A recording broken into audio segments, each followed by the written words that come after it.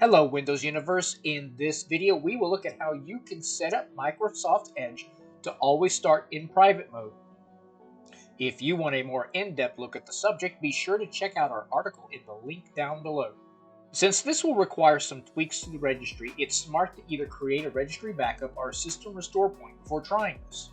Once you've done that, open the registry editor. Navigate to HKey Local Machine, Software, Policies, Microsoft. Right-click on Microsoft and create a new keyword.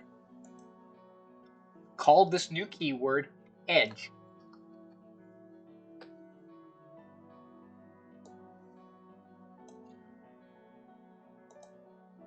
In the right pane, right-click and create a new D word. Call this one InPrivate Mode Availability. Double click on it and give it a value of 2. Exit the registry and then restart your system. After that, whenever you open Edge, it should open in private browsing.